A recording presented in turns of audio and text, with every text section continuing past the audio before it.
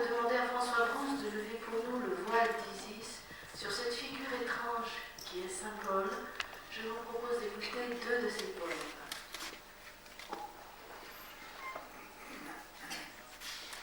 Le silence. Les rythmes de la mer vont mourir chastement sur les marges de sable où rôde le silence. Ce voyageur drapé dans une cape immense, dont le chapeau de rêve emplit les firmaments.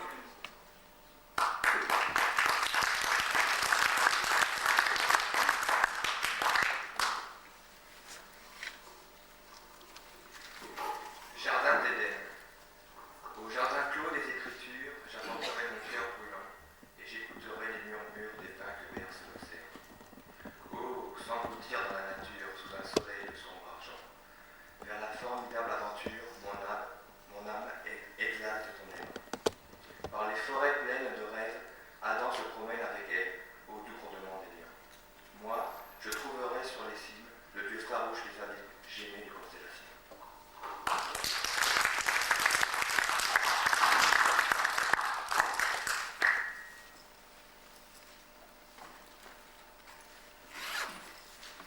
Mes chers amis, le sujet que je vais essayer de traiter, c'est un sujet assez mystérieux et qui risque souvent d'être mal traité.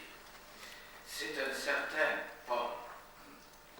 Paul de Tarse, qui fut très probablement le fondateur du christianisme.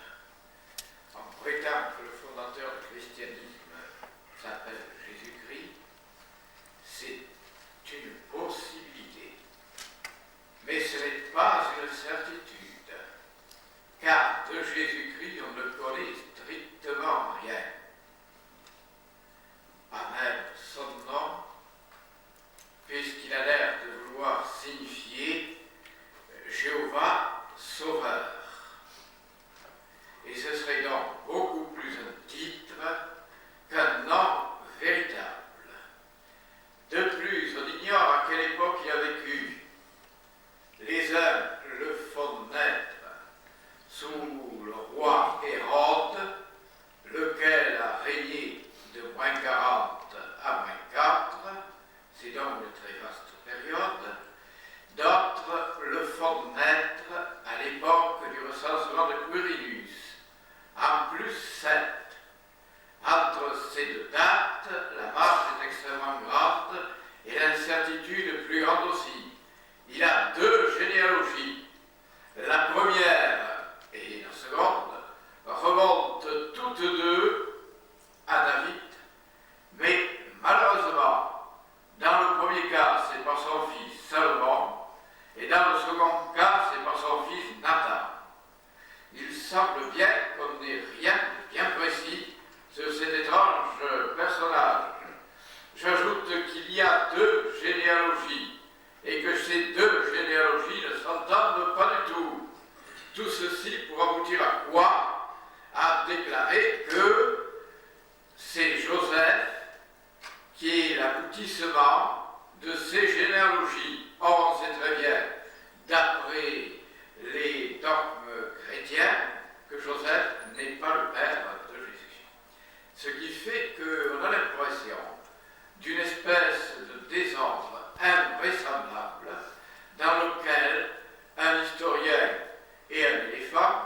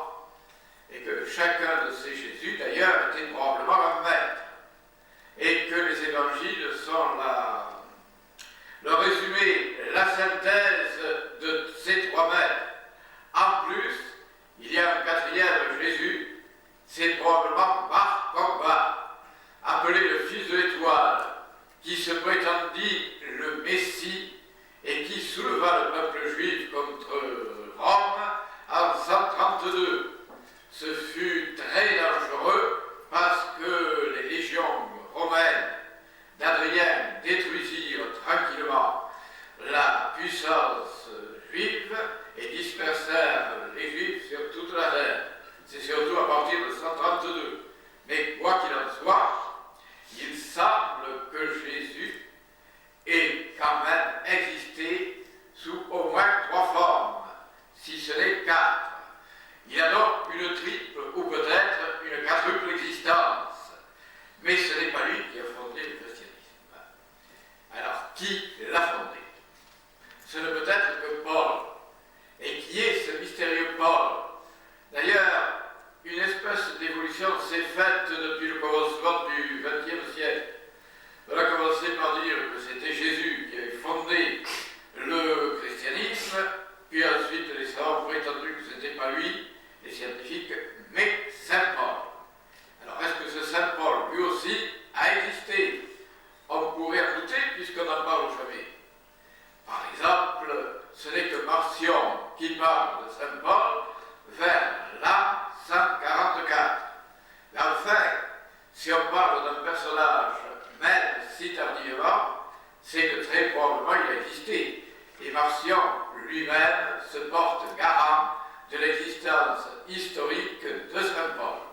Alors, Saint Paul, qui était-ce? Est-ce que nous avons une description du personnage? D'abord, il faudrait nous amuser un peu, si j'ose dire. Le personnage, en principe, n'était pas très beau.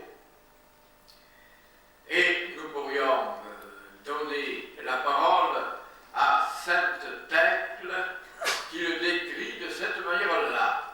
Dans les actes de Sainte Thècle, probablement apocryphes, mais enfin qui contiennent quelques réalités, nous avons la description de ce fabuleux personnage qui a bouleversé le monde.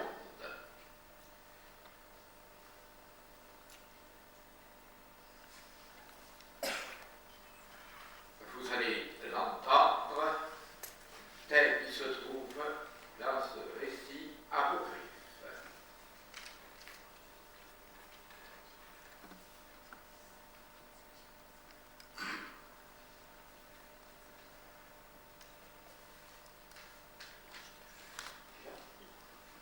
Alors, je vais vous le dire tel que ma mémoire le rend. Il était petit, corpulent, on pourrait dire ventru. Il avait d'énormes sourcils qui se rejoignaient au-dessus de ses yeux. Il y avait les jambes cagneuses.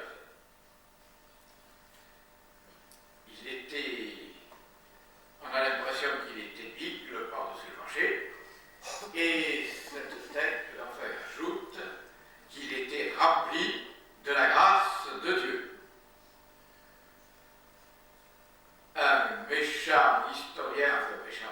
Un historien voltairien a dit que la nature avait résisté à la grâce. Mais de toute manière, Saint Paul, comme il était rempli d'une éloquence prodigieuse, ce qui fait que presque tous ceux qui l'entendaient essaient subjugués par sa voix et par son magnétisme. Le voilà par conséquent dans l'incapacité, comment dirais-je, d'être Apollon, mais il était quand même un maître d'œuvre capable de transformer le monde. Alors, comment a-t-il fait par-dessus le marché? À qui appartenait-il? Quelle ressources historiques pourrait-on rattacher à lui?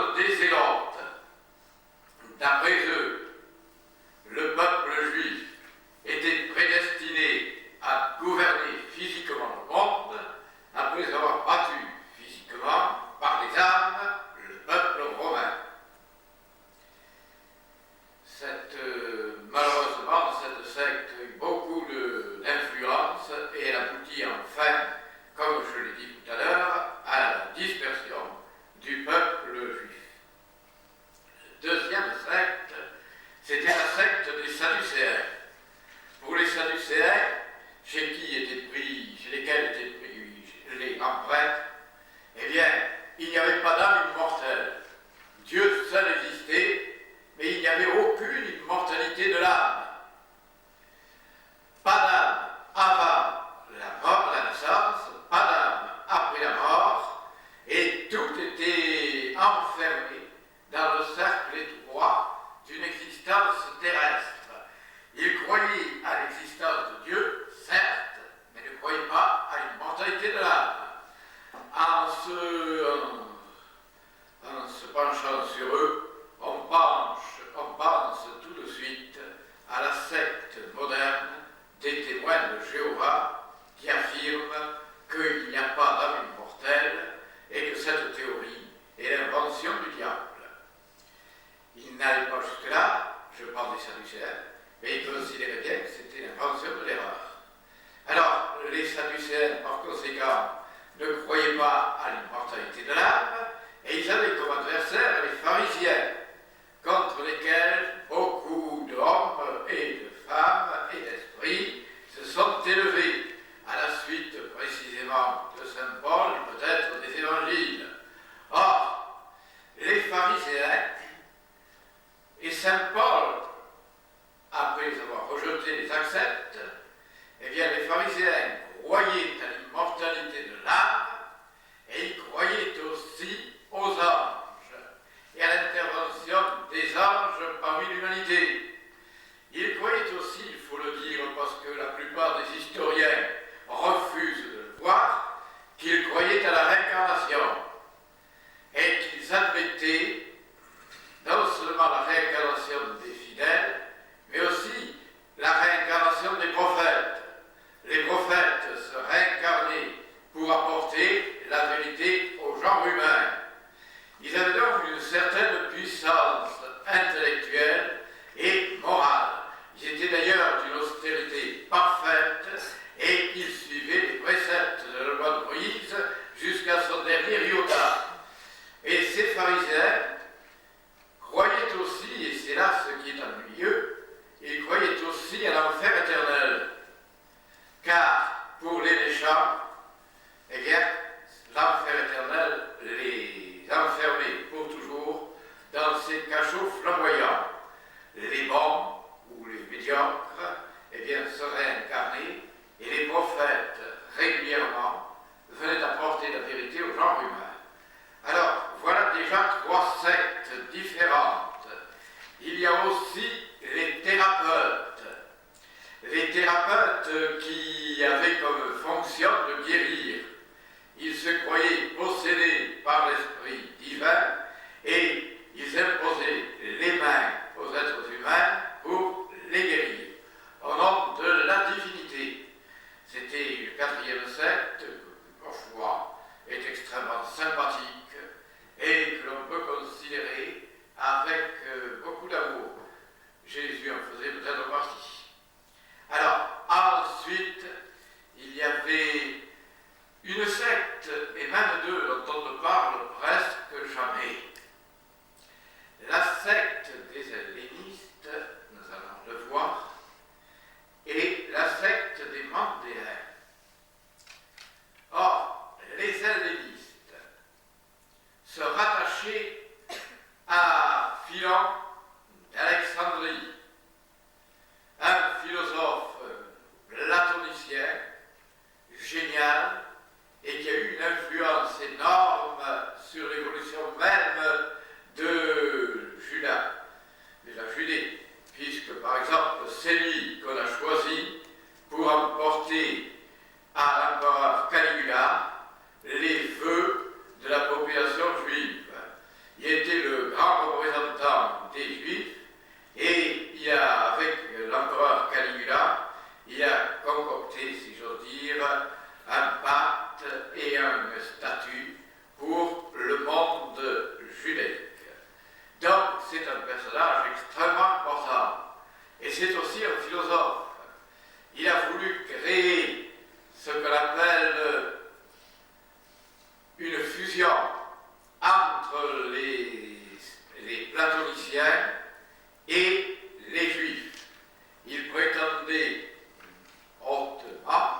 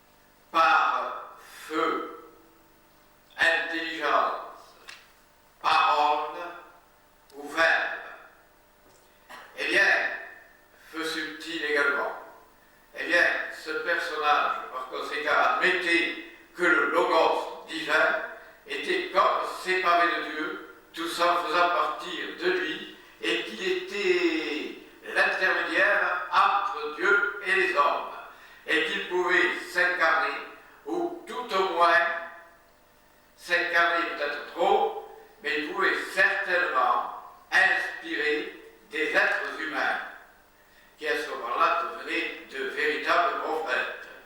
La doctrine de Philon d'Alexandrie est connue. Et on sait que c'est bien lui, le chef de ce qu'on pourrait appeler les hellénistes. Mais si Philon d'Alexandrie admettait le platonisme, il admettait, je vous l'ai déjà dit, la réincarnation. Et Paul, si Paul se rattachait à cette doctrine, ce qu'il est difficile de démontrer, mais il est également difficile de démontrer le contraire.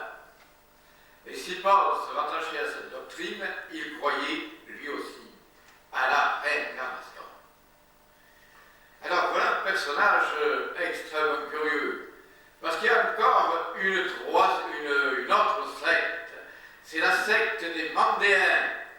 Alors eux admettaient qu'il existait un être divin et que cet être divin s'incarnait périodiquement parmi les hommes pour apporter la vérité. Il s'incarnait à travers des périodes prédestinées par le mystère des nombres et des chiffres. Ces Mandéens croyaient peut-être aussi à la métempsychose, en tout cas, ils croyaient à la réincarnation.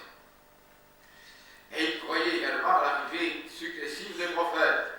Ils attendaient un prophète. Et ce prophète, quel était-il?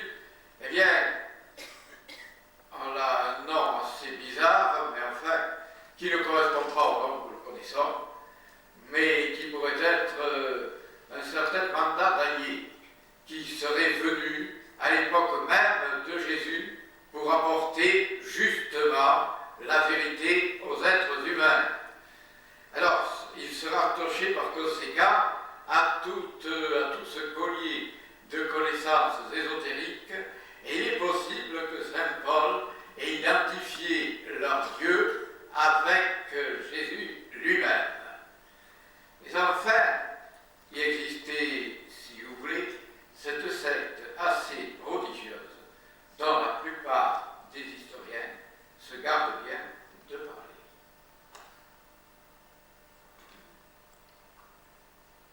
Saint Paul probablement se rattachait, comme je vous ai dit, à Philon d'Alexandrie, lequel n'était pas très loin non plus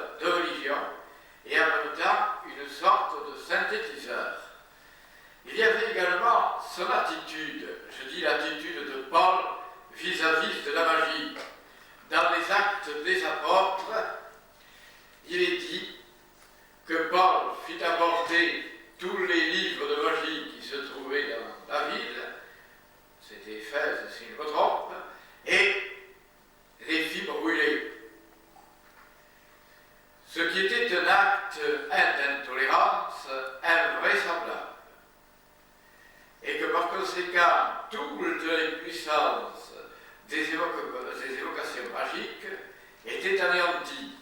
Pour lui, il n'y avait qu'une seule puissance magique, c'était naturellement Jésus. Et comment a-t-il fait la connaissance de Jésus?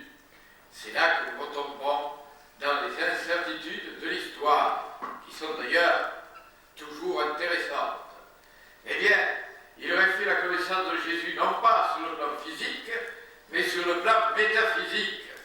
C'est là peut-être l'essentiel de son message. Sur le plan physique, les apôtres l'auraient connu, quoique certains affirment qu'il ne l'ait jamais vu, et qu'il ne l'ait jamais connu non plus. Mais enfin, ils auraient connu au moins, d'après la tradition, un Jésus physique, un Jésus en chair et en os. Saint Paul, lui, ne l'a jamais connu, ce fameux Jésus. Ce qu'il a connu, c'est un Jésus métaphysique qui lui est apparu dans le chemin de Damas. Nous commençons par savoir que Jésus était un véritable pharisien, Saint Paul, terriblement juif, dans les traditions les plus étroites, c'était en quelque sorte un intégriste, et il avait résolu de détruire la nouvelle secte des chrétiens qui commençait à s'infiltrer partout. Il voulait la détruire, et ne respirant que carnage, il avait demandé au grand prêtre des lettres qui l'autorisaient à entrer dans les maisons et à prendre de force les chrétiens pour les jeter dans les prisons. D'abord, il avait commencé, si on reprend toujours les actes des apôtres, il aurait gardé les vêtements de ceux qui lapidaient Saint-Étienne. Effectivement, il devrait garder, pendant que le malheureux martyr périssait sous les pierres terribles jetées par les Juifs. Eh bien, effectivement, il a gardé, il le dit, et non seulement il avait gardé les vêtements pendant que l'on tuait les martyrs, mais il a prouvé totalement le meurtre. C'était un personnage d'une rare violence, comme vous voyez. Que lui est-il arrivé? Eh bien, il lui est arrivé quelque chose d'assez fabuleux. Pendant que, c'est lui qui le raconte, pendant qu'il était sur le chemin de Damas pour aller persécuter les chrétiens, il fut renversé de son cheval par une lumière extrêmement brillante. C'était en plein midi, mais ce n'était pas la lumière du soleil, c'était une lumière bien plus forte.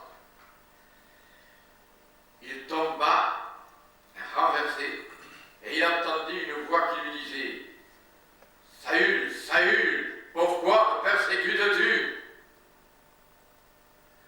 Et tout effrayé demanda « Qui êtes-vous, Seigneur » ? « Je suis ce Jésus que tu persécutes. » Comme il y a trois récits des visions de Damas, on ne sait pas lequel est le vrai, et il y a probablement des erreurs dans la mémoire de Saint Paul. Mais enfin, en gros, Jésus lui apparaît et lui ordonne de propager sa doctrine à travers toute la terre. Et en somme, c'est cette vision qu'il a retenue dans l'essentiel. Le reste, par exemple, il fut renversé le cheval et tous les autres, dans un autre récit, furent renversés, alors qu'il n'y a que lui dans un récit. Ensuite, les autres, n'ont pas vu la lumière, mais ils ont entendu la voix. Or, dans une autre version, ils n'ont pas vu et ils n'ont pas entendu. Enfin, ce ne sont que des broutilles. À mon avis, attendu que lorsque l'on a eu une vision de ce genre, on peut très bien, quelques années plus tard, se tromper dans des détails secondaires. Mais l'essentiel, c'est qu'il a vu Jésus-Christ et que celui-ci lui a donné une mission et en même temps l'ordre de propager sa vérité, son évangile à travers le monde, ou tout au moins d'abord à travers le pays de Judée. C'est ce que Saint Paul ne manqua pas de faire. Mais un autre problème se pose. Celui-là est intéressant en ce sens que, aussi tous les problèmes sont intéressants, il a été arrêté plusieurs fois et plusieurs fois il a été, comment dirais-je, libéré. Et on ne sait pas, dans des circonstances toujours extraordinaires.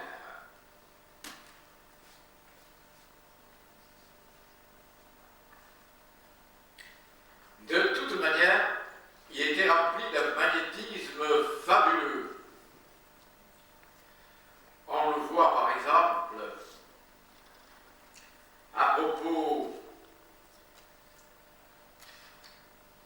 de ses adorateurs, si j'ose dire, de ses disciples, qui prenaient ses mouchoirs, ses habits, et qui s'en servaient pour guérir les malades.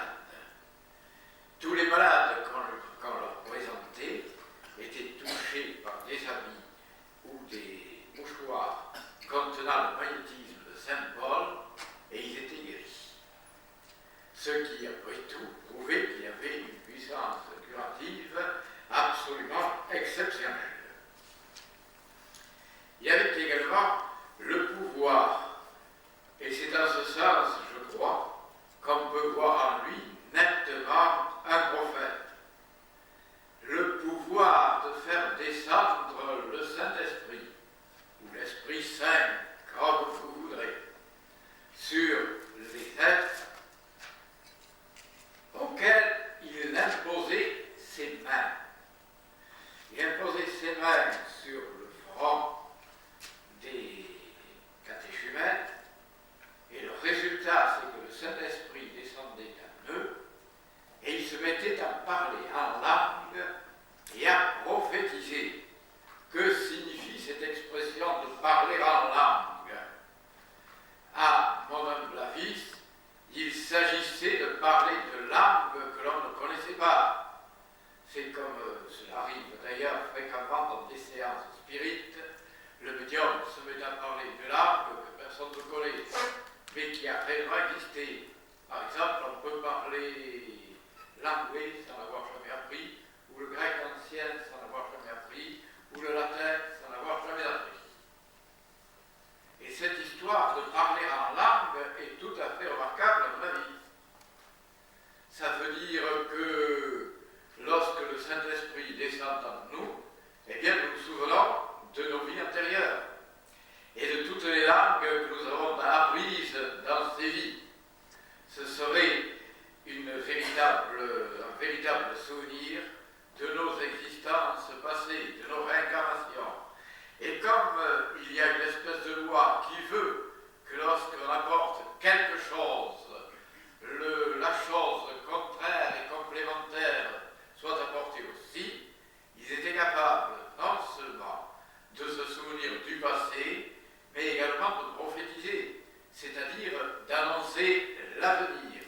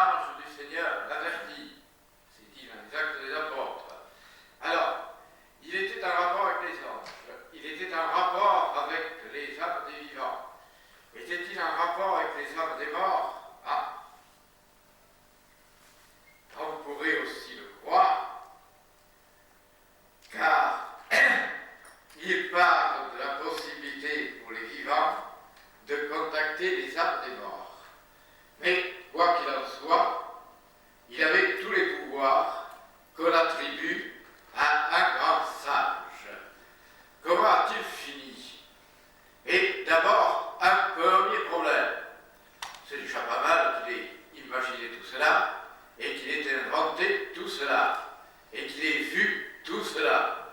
On a prétendu qu'il était citoyen romain. Là-dessus, déchaînement furieux de tous les historiens. Comment peut-il être citoyen romain puisque son pays, Tarse, n'a été conquis par les Romains, rattaché à l'Empire romain qu'un siècle après lui. Alors, Saint Jérôme prétend qu'il serait né à Giscala. C'est exactement le même problème qui se pose. Alors, comment était-il citoyen romain? Étant juif, il ne pouvait pas être citoyen romain. Et pourtant, il l'était. Par quel mystère? Du moins, il l'a toujours affirmé.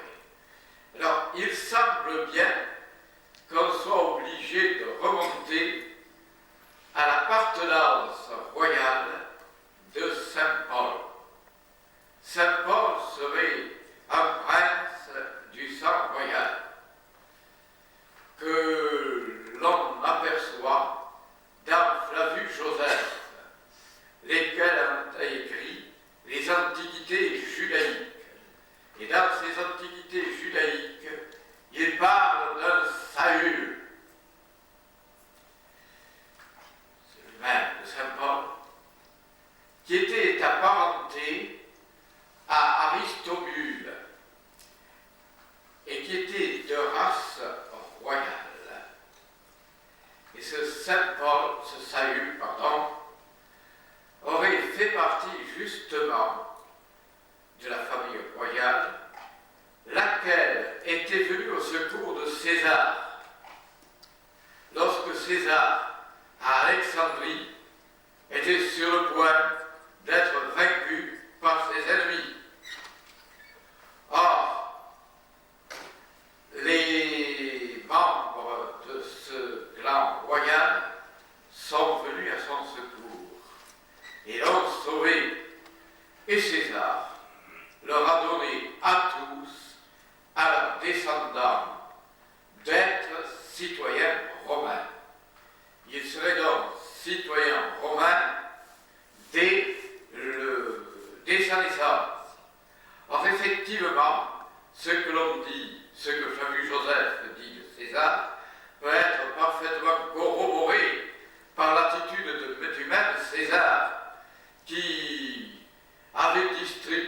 distribuait assez facilement l'honneur d'être citoyen romain. En effet, il l'a donné à toute la légion gauloise de l'Alouette, qui l'avait bien servi, et là, il les a fait tous citoyens romains. Il a très bien pu faire citoyens romains les Juifs qu'il avait sauvés et qui avaient empêché qu'ils ne soient battus et détruits à Alexandrie. Alors, voilà une chose tout à fait inattendue et qui donnerait raison à, à Saint Paul et aux actes des apôtres. Il serait donc incontestablement citoyen romain.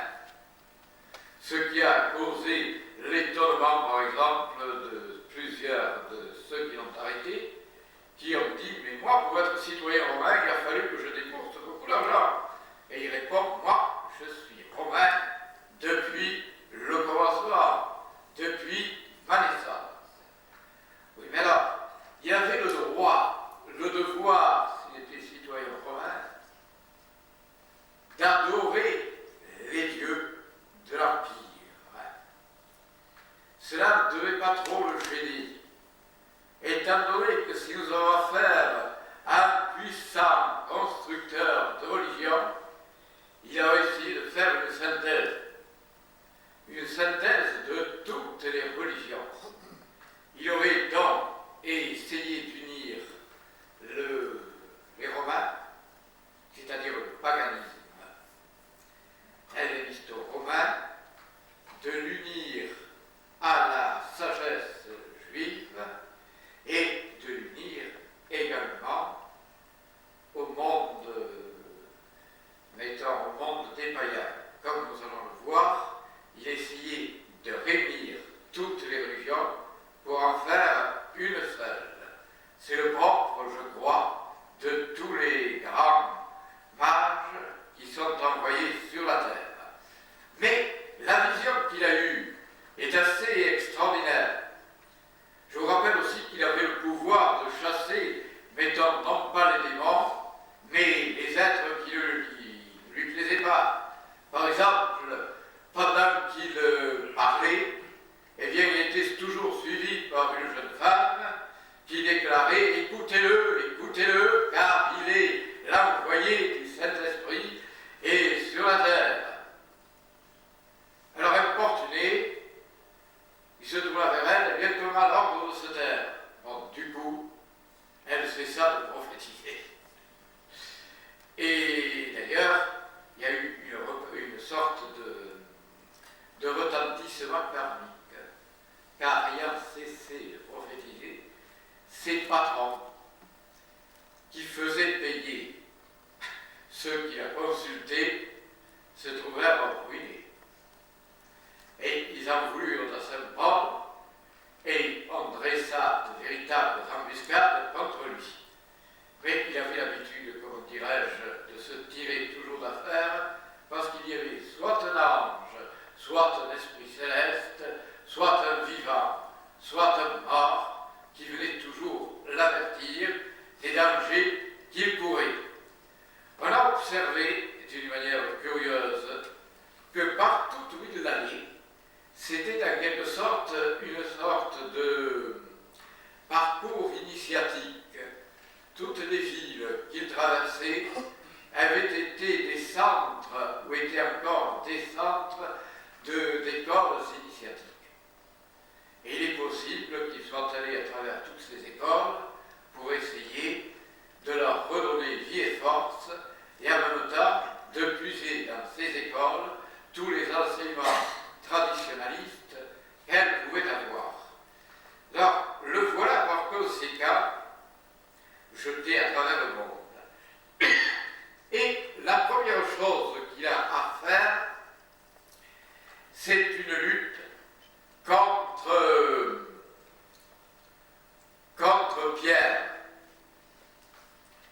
Pierre a l'effet affirmé comme ne pouvait être sauvé que si l'on était circoncis, c'est-à-dire si on suivait le rite donné par Dieu à Abraham. Et puis, or, justement, beaucoup d'hellénistes refusaient. Et Saint Paul considérait cette attitude comme une attitude, comment dirais-je, singulièrement rétrograde. Et vous allez voir comment le personnage est complexe.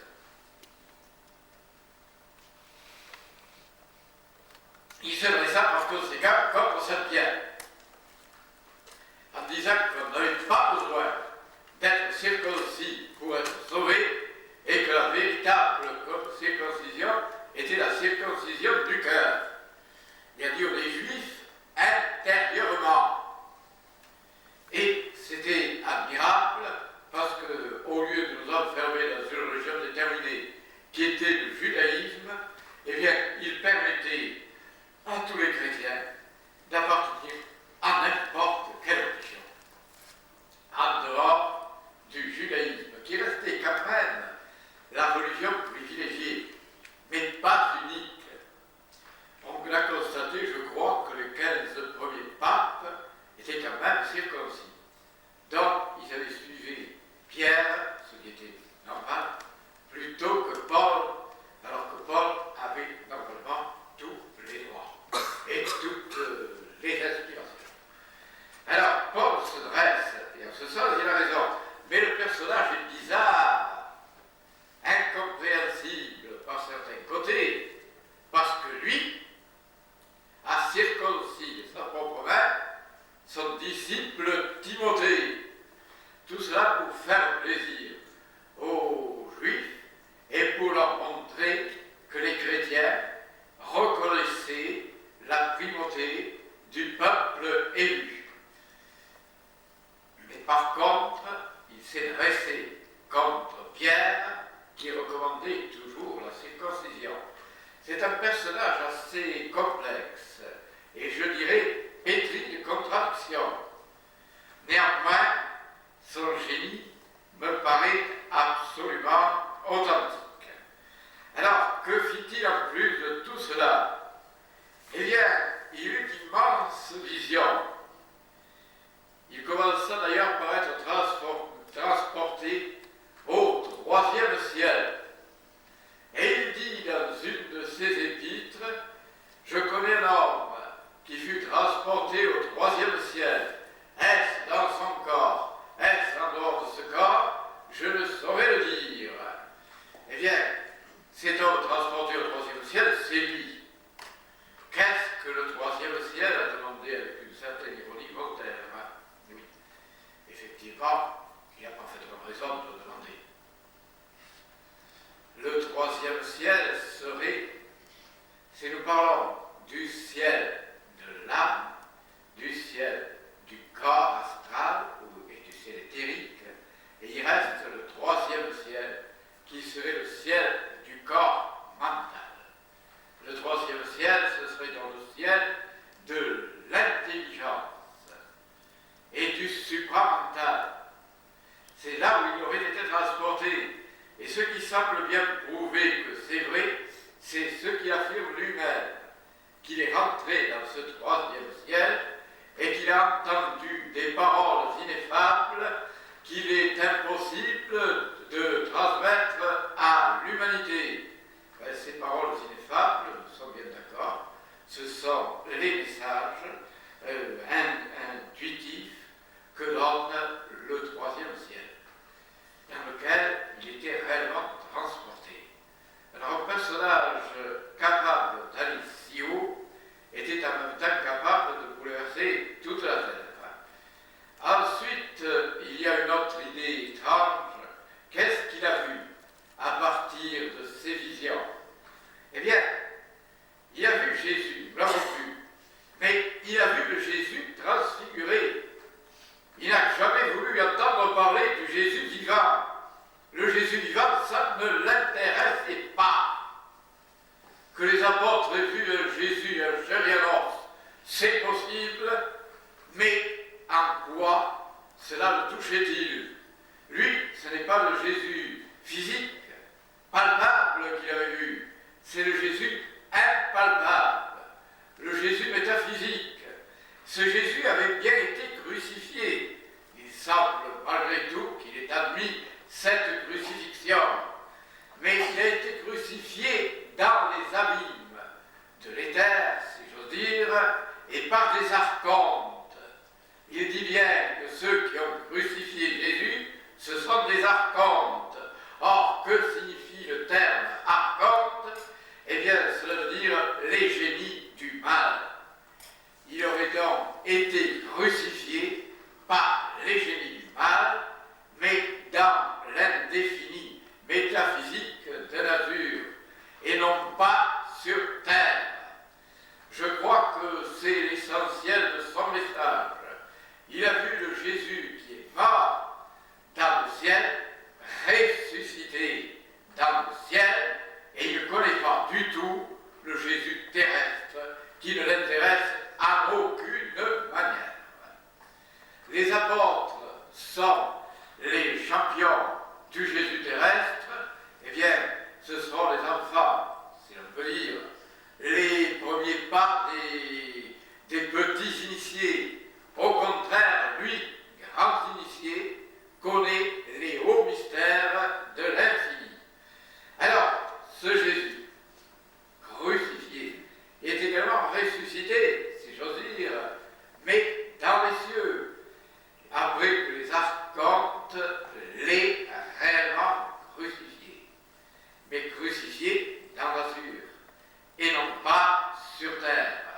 Alors, ce Dieu transcendant, mort et ressuscité, et qui l'annonce au monde, n'a plus rien à voir avec le Jésus physique que les apôtres peut-être avaient connu. Alors, le voilà. Mais qu'est-ce que ce Jésus crucifié va lui donner?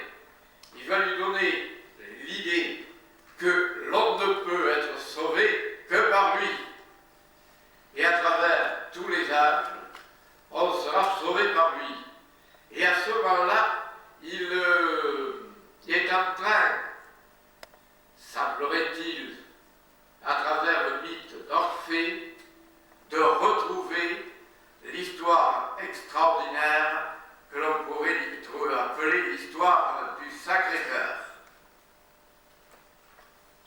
Effectivement, dans le mythe de Dionysos Zagros et d'Orphée, on a pris le cœur du Dieu, et à partir de ce cœur qu'on a porté devant le trône de Zeus, eh bien le Dieu a été de nouveau ressuscité. C'est ce fabuleux personnage qu'il va en quelque sorte annoncer au monde. Mais que faut-il faire pour être sauvé? Alors il nous le dit d'une manière étrange. Il suffit, pour avoir la puissance de Jésus-Christ ressuscité dans les cieux, il suffit de faire trois choses qu'il impose aux païens. Et c'est assez bizarre. La première chose, c'est de ne pas être idolâtre. Bon. La deuxième chose, c'est de ne pas manger de sang ou de viande étouffée. Et la troisième chose, c'est de ne pas se livrer à la fornication. Et c'est à ce moment-là qu'on est complètement perdu, si j'ose dire, parce que les idoles, qui est-ce? Oh ben, il nous dit lui. Tous ceux qui vénèrent des images de pierre, d'argent ou d'or sont des idolâtres. Car l'éternel Dieu qui a construit le ciel et la terre, eh bien, ce Dieu éternel n'habite pas des temples construits par la main des hommes. Et voilà que Saint Paul envoie promener toutes les églises physiques. C'est extrêmement net. Il n'admet pas qu'on puisse adorer Dieu dans un temple bâti de la main des hommes. Et ensuite, il déclarera aussi qu'on ne peut pas aussi le servir, que la main des hommes ne peut pas le servir, attendu qu'il est au-delà des anges et au-delà de toutes les puissances. Alors, comment peut-on servir ce Dieu? Nous l'avons vu, d'abord en n'étant pas idolâtre. Et l'idolâtrie va très loin dans la pensée de Saint Paul. C'est-à-dire que tous les catholiques qui vénèrent des images de saints sont purement et simplement des idolâtres, si nous en croyons Saint Paul. Et je pense qu'il a parfaitement raison. Et en plus de cela, il faut l'aimer dans son cœur. Mais il nous dit également qu'il ne faut rejeter non seulement l'idolâtrie, mais également le sang et les viandes étouffées. Or, c'est curieux, parce que le sang, d'après les unité, c'est là que siège l'âme, ou plutôt le corps astral. Et par conséquent, lorsqu'on mange le sang d'un autre, on absorbe une partie de son corps astral. Et cela est vrai pour les animaux. Ce qui fait que manger du sang animal, par exemple, c'est absorber une partie du corps astral de l'animal et devenir soi-même en proie à des influences bestiales. Et il y a aussi le fait que si on absorbe du sang humain, c'est la même chose. Et c'est là que nous rejoignons d'une manière inattendue les témoins de Jéhovah, lorsqu'ils affirment que la transfusion sanguine est véritablement manger du sang. Et qu'il faut, comment dirais-je, se libérer de cela. Sans cela, on est en quelque sorte, sous l'emprise de l'erreur et du mensonge. On a pu remarquer dernièrement que l'enfant a eu le sida à la suite d'une transfusion sanguine. Il semblerait que Saint Paul, par conséquent, et les témoins de Jéhovah n'aient pas totalement tort. Alors, il parle aussi des viandes étouffées, bon, et il parle sans doute du fait que l'on fait souffrir les animaux et qu'on ne doit pas faire souffrir l'animal. Et effectivement, on le rencontre, cette idée de ne pas faire souffrir l'animal, on la rencontre chez les hindouistes. Les hindouistes, par exemple, lorsqu'ils doivent immoler un animal à Kali, eh bien, ils commencent par l'endormir, par des mantras, par des chants, par des parfums, ce qui fait que l'animal meurt, mais sans souffrir. Et s'il ne souffre pas, il n'est plus un démon attaché au plan astral et qui poursuit l'humanité de sa colère et de sa haine. On voit à travers toutes ces prescriptions que Saint Paul avait une connaissance, semble-t-il, tout à fait étonnante du monde intérieur. Maintenant, il y a aussi ces affirmations suivant lesquelles on doit se rejeter toute fornication. Qu'est-ce que cela veut dire? C'est encore un mot bizarre sur lequel personne n'arrive à s'entendre. Il vient d'un mot grec qui signifiait voûte. Et c'était dans des salles voûtées que les prostituées attendaient leurs clients. Il semblerait donc que, étymologiquement, le mot fornication signifie faire l'amour avec une courtisane, une prostituée. Et il avait sans doute tort ou raison, comme on voudra, ça nous est strictement égal. Mais c'était peut-être pour empêcher certaines maladies de se répandre. Donc, la fornication serait ceci. Elle a pris un sens beaucoup plus vaste. Et elle a fait tout simplement ceci, faire l'amour avec une femme en dehors des liens du mariage. Alors, ce serait plus ou moins en rapport avec l'adultère. Mais comme on condamne dans d'autres textes l'adultère, il est certain que ce n'est pas l'adultère. C'est autre chose. Et pour moi, la fornication est tout simplement de faire l'amour avec une prostituée. Or, peu de gens le font, ou beaucoup de gens le font en vrai. Et par conséquent, on peut dire qu'il nous offrait une morale extrêmement sévère. Elle allait plus loin et il demandait des jours de jeûne, presque toujours 3 jours de jeûne, comme lui-même les a réalisés, pour atteindre à la communication avec les morts ou avec les esprits.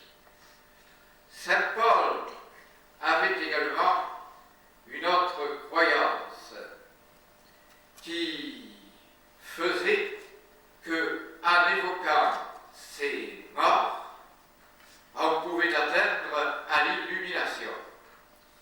Comment s'y prenait-il? Eh bien, je crois que c'était toujours la même observation, 3 jours de jeûne, évocation de l'être divin, et en même temps, les morts venaient lui parler. Après tout, Jésus était bien mort lorsqu'il a eu la vision de son âme, et par conséquent, il savait de quoi il parlait. Que fit-il en plus? Il voulut, à la suite de cette synthèse, aller plus loin encore et faire la synthèse avec les religions les plus primitives. Mais c'est là où il rencontra les hellénistes. Alors, je vais citer quand même une parole de Paul qui est assez extraordinaire. Il prétend que Saint Pierre a vu Jésus dans une vision transcendante. Puis, ce furent les apôtres. Puis, ce furent 500 personnes qui sont encore présentes, dit-il. Puis enfin, lui a reçu l'initiation suprême comme au dernier, au plus petit. Paulus, d'ailleurs, signifie petit. Mais il prétend qu'il y a eu 500 personnes qui ont vu Jésus. Et 500 personnes, ce ne peut être qu'à travers une vision. Par conséquent, Saint Pierre et tous les autres ont eu des visions, comme lui-même.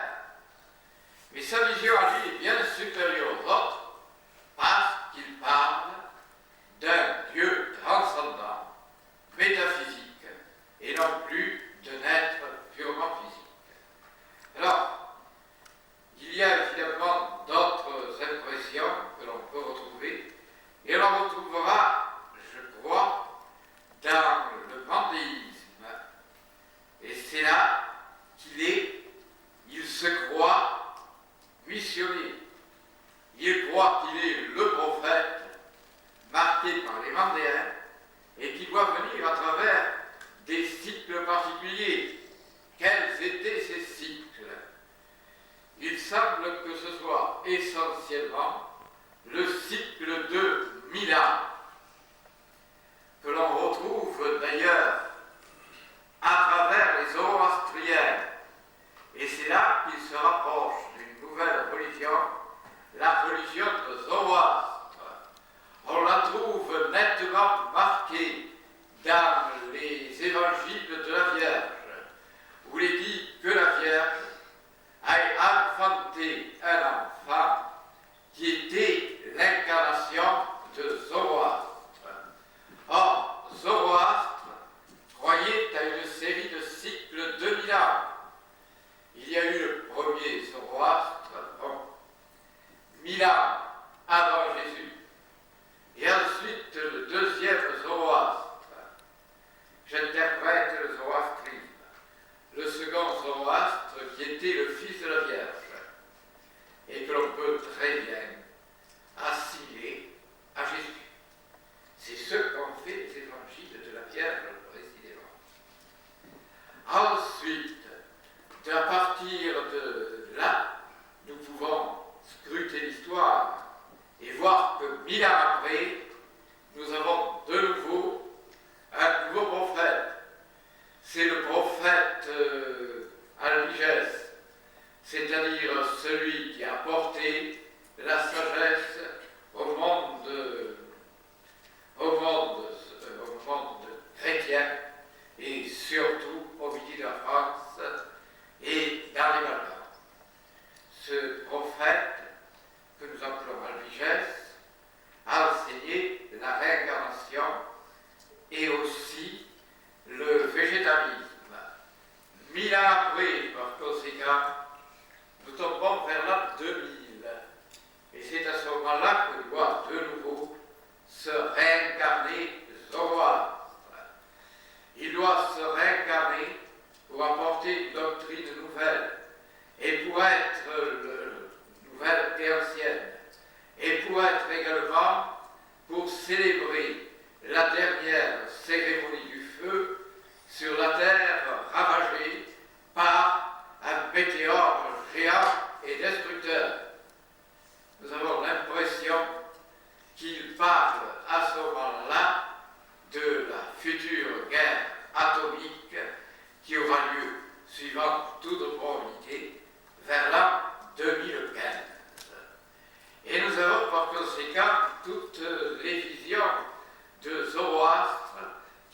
bien être parfaitement authentifié par l'histoire. Alors, le but de Saint Paul était donc de réunir les païens, les juifs, les zoroastriens. Ce qui, je crois, admirable et a fini par former une des plus remarquables synthèses de religion que l'histoire ait connue. Maintenant, quels furent les rapports, je vous l'ai déjà dit, entre lui et Saint-Pierre? Eh bien, Saint-Pierre voulait le triomphe des Juifs, la circoncision, et Saint Paul l'a rejeté totalement et définitivement. De là une opposition complète. Cette opposition qui a scandalisé tout le monde, et notamment les premiers chrétiens, qui ne comprenaient pas. Et alors on a essayé de donner une idée. C'est Saint Jérôme qui a affirmé qu'en réalité, Saint Paul et Saint Pierre étaient de véritables avocats menteurs, qu'ils faisaient semblant de se disputer, mais qu'en réalité ils étaient d'accord pour développer l'esprit, on dirait d'intuition, chez tous ceux qui l'écoutaient. Jérôme l'a affirmé, Saint Jérôme, et immédiatement il a été repris par Saint Augustin, qui a déclaré qu'ils étaient sincères tous les deux et qu'oser dire qu'ils mentaient, c'était se faire le père du mensonge. C'est ce qu'il a dit à Saint Jérôme. Quoi qu'il en soit, ces trois religions déjà réunies, en plus de leur schisme, firent une magnifique synthèse. Maintenant, qu'est devenue la synthèse paulinienne après sa mort? D'abord, comment est-il mort? Eh bien, il est curieux de voir que dans la ville de Tarse, dont il était originaire, il y avait une représentation que l'on pourrait appeler symbolique des 4 initiations. La ville de Tarse avait comme arme, si j'ose dire, un homme barbu, debout sur un lion ailé, lequel, si je ne m'abuse, avait des cornes. Ce qui fait que nous avons... Et il portait en main, je parle du personnage, c'est emblématique, il portait en main le couronne de laurier. Certains disent de l'autre une hache. Mais là, c'est quelque chose d'admirablement prophétique et aussi initiatique. Le lion, c'est le symbole de l'initiation du feu. L'aigle, les ailes, c'est l'initiation de l'air.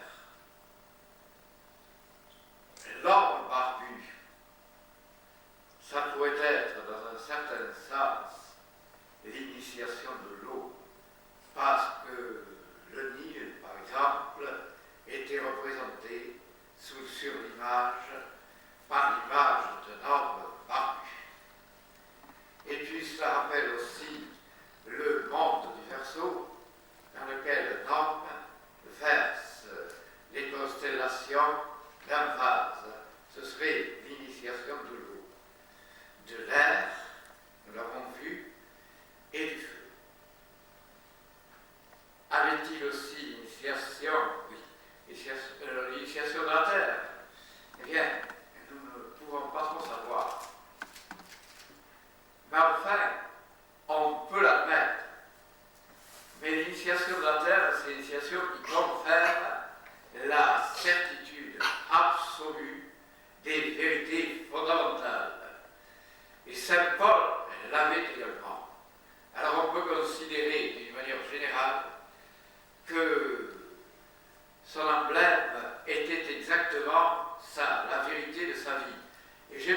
les deux cornes qui sortaient de la tête du lion ailé, mais les deux cornes représentent le taureau, et le taureau est le symbole de la terre.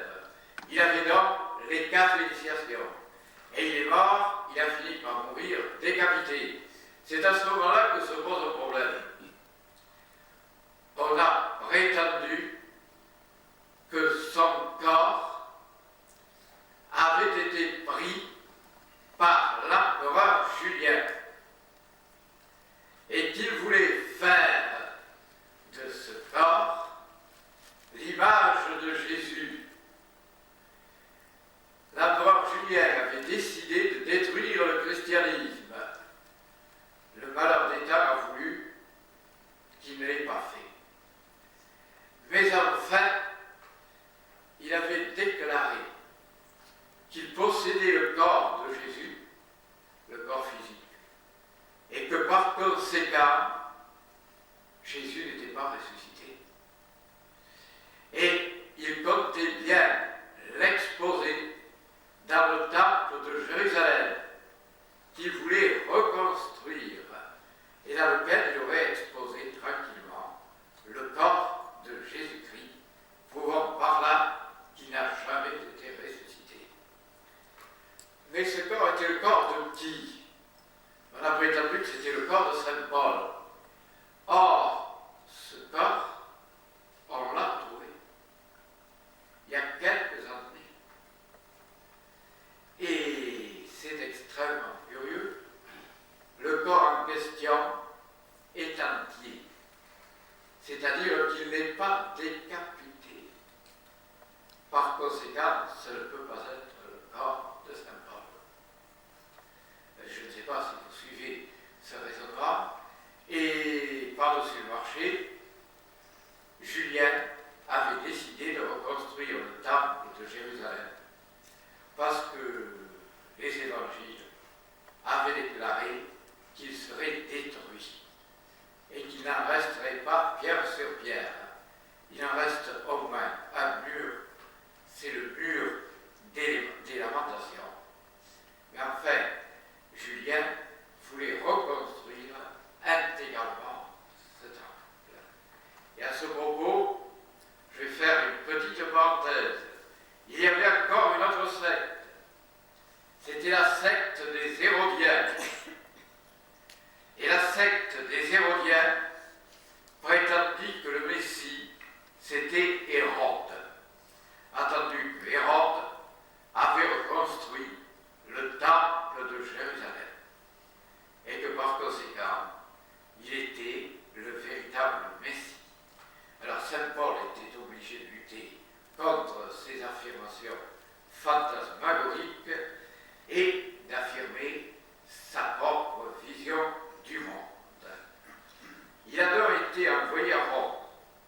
Et malgré cela, d'ailleurs, malgré des protestations, et ces protestations étaient celles-ci, qu'en réalité, il ne devait pas y aller, car il risquait d'être tué. Mais il y est allé. Il a eu un supplice et on l'a décapité en fin de compte. Alors, c'est un prophète, par conséquent, absolument remarquable et qui a payé de sa vie la nouvelle prodigieuse qu'il a portée aux hommes. Et cette nouvelle était de supprimer tous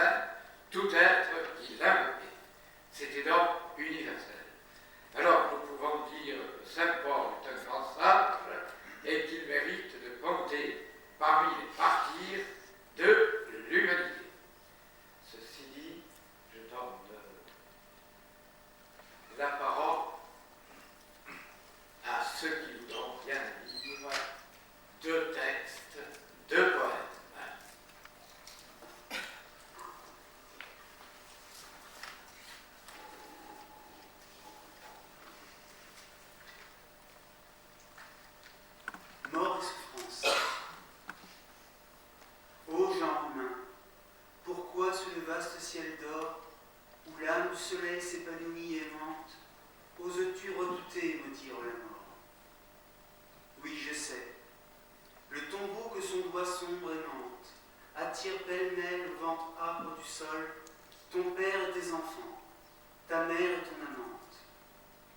Mais c'est un piédestal où l'esprit prend son vol. Tu fais bien de pleurer les disparus, car l'homme a dans son cœur, guettant la vision de l'éclair, un océan d'amour qui dort son calme sol. Pour l'éveiller, il faut cette foudre à l'œil clair, la douleur, vierge fauve aux géants coutumières, qui soufflera parmi les tourbillons de l'air un ouragan de vie, de flammes et de lumière.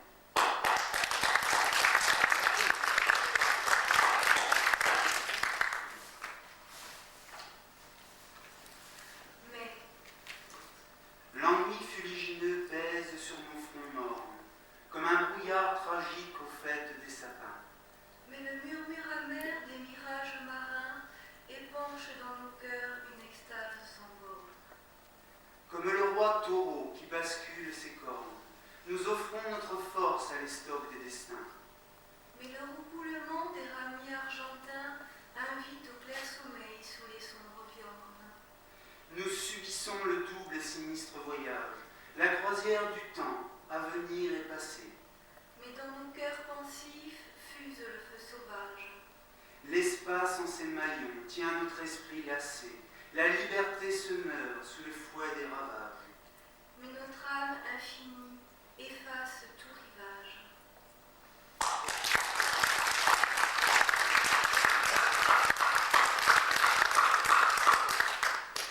Notre prochain rendez-vous à Paris, ici même avec François Brousse, aura lieu le mardi 26 juin.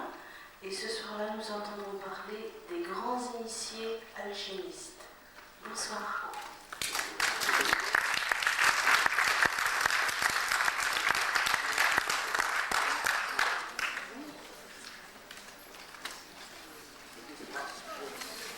Je vous remercie d'être venu. Et si patient, à ce moment.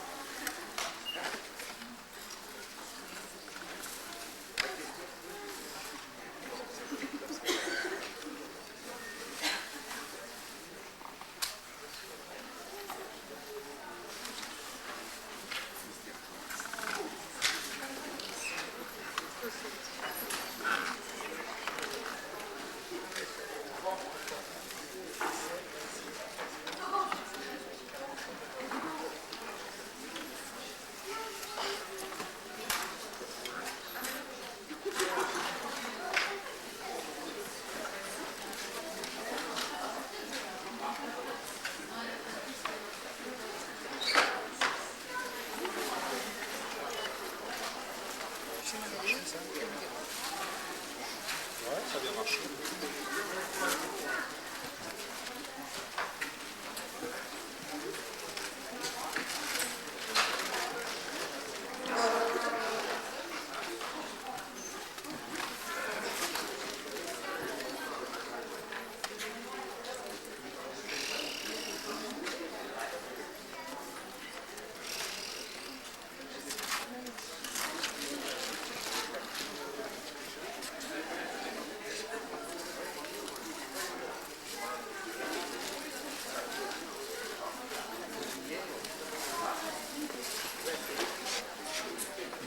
Bon.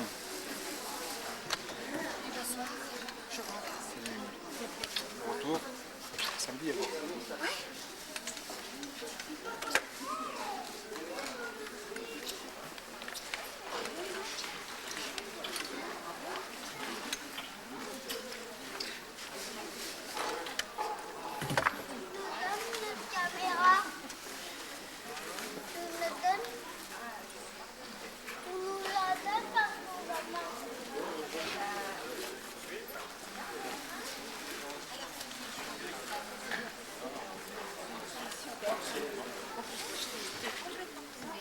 Ouais, non mais t'as bien fait. Bah ouais, non mais... Plus que ça, mais enfin... Bon, c'est bon. Ouais, non,